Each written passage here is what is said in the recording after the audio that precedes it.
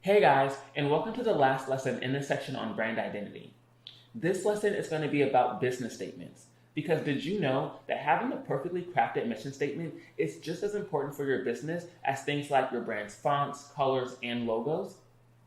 In fact, having a mission statement on hand for your business can be really instrumental when planning your marketing campaigns. Asking questions like, do these objectives align with our mission statement, can let you know if a campaign is a good idea or not. Today, many entrepreneurs don't take the time to craft mission statements until they need them for a particular reason. However, even when digitally marketing, things like your brand's mission statement and your value proposition are key to marketing and growing your brand. So, let's hop into this short lesson and figure out what are all the proper components for these statements and how you can use them properly to grow your brand and attract more customers. Let's dive in.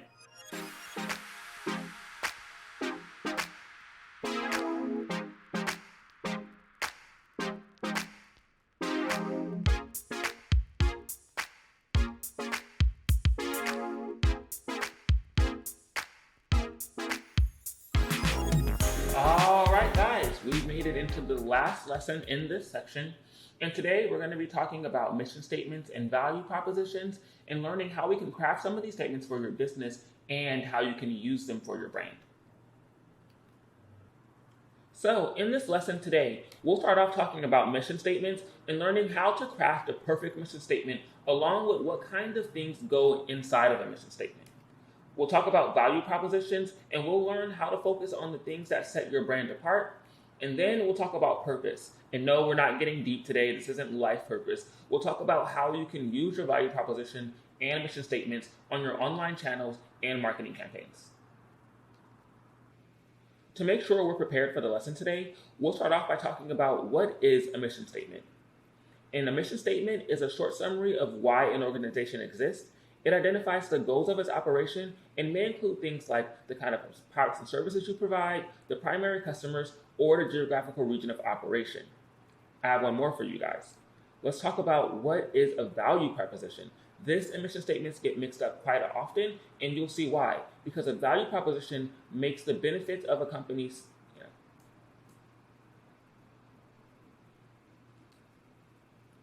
a value, So let's talk a little bit about what is a value proposition. A value proposition is a statement that makes the benefits of a company.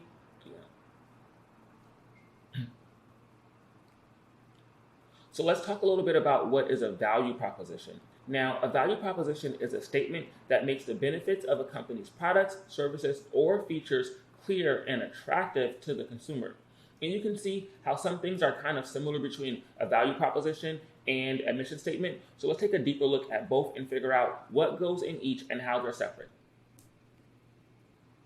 Let's start off by looking at mission statements and figuring out how we can crack down the perfect one for your business.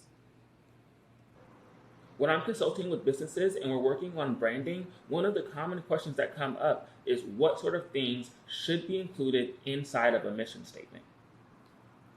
When it comes to your mission statement, there's no set defined list of what needs to be and what cannot be included, but here's a couple things that you might want to consider including in combination to make a perfect mission statement. It can include things like your tagline or your motto, your business description, your services and products, your purpose, which is why you're doing what you do, keywords you're going to be targeting, your audience information, and it should touch on what problems your business plans on solving. I have a few mission statement examples for you. The first one is from a brand that I actually own myself called My Proud Baby. And here's my mission statement. My Proud Baby was started out of necessity to see more inclusion and representation within the baby community. We offer stylish and durable baby accessories that feature cultural, Afrocentric designs that makes families proud. #ShopProud. Now you can see I included a lot of things from our previous list. I included my purpose and the problems I plan on solving, saying that I want to see more inclusion and representation. My audience is in there, the baby community, which includes parents and kids, the products I serve, which are baby accessories, and my tagline, which is #ShopProud. Let's take a look at another example. Here, we have the mission statement for LinkedIn. And although it's a lot shorter than our previous example, you can see it has a lot of the same information from our first list. Let's take a look. LinkedIn's mission statement reads, they want to connect the world professionals to make them more productive and successful. And even though it's short and sweet, you can see they have their purpose there. They want to connect people. Their audience information is professionals. Keywords like they want people to be more productive and the problem solved. You'll be more successful by using their service. Another common question I'm often asked is what to do with the mission statement after I've written it. Let's take a look at some examples of how you can use yours. You can use your mission statement on your website in places like your banners, your headlines, or in other key placements. You can see on the My Proud Baby website, I use my mission statement in the banner of my About section.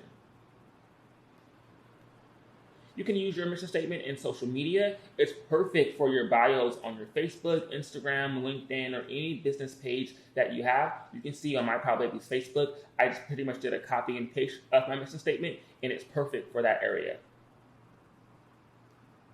And you can use your mission statement in advertising. You can use your mission statement as copy when advertising to cold audiences. This is something I do often when I'm doing brand awareness ads because my mission statement that I crafted usually has all of the key things in there that cold audiences need to know, like who I am, what I sell, and why I do what I do.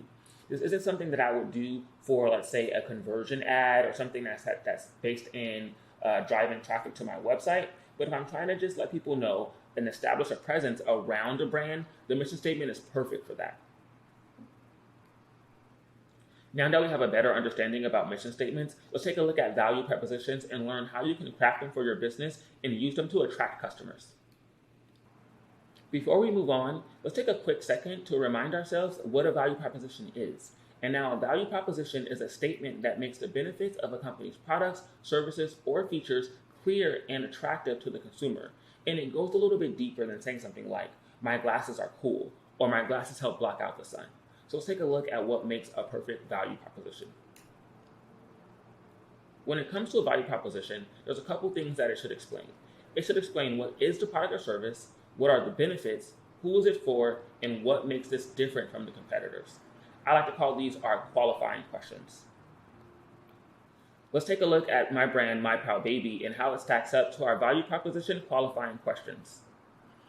What is the product or service? Well, they're baby products. What are the benefits? They are catered to the unique worries of a minority family. Who is it for? It's for babies and parents. And what makes this product different from my competitors? For me personally, it's my designs. So how might I take all this information and craft it into a perfect statement?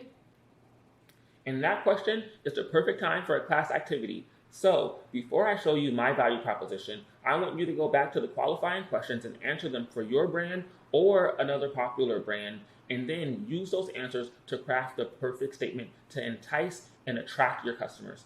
And after that, I'll see you with my answer and a couple other examples. All right, you ready to see what I came up with?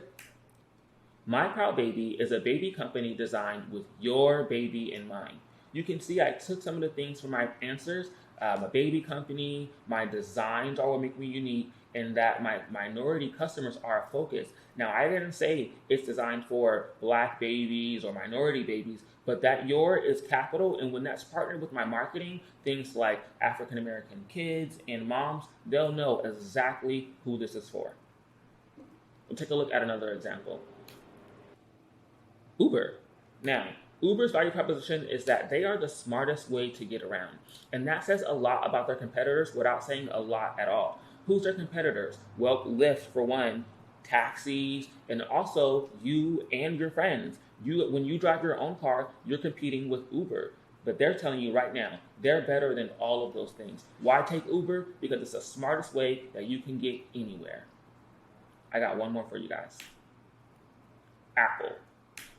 The experience is the product. And now, you are an Apple geek like me, you know that's true. Apple does not really market their products, they market the experience of being an Apple customer. And that's why they don't really care or focus on when people say things like Google has a better camera or other phones have better services, because Apple is not selling features of their phones, they're selling the experience of being an iPhone owner.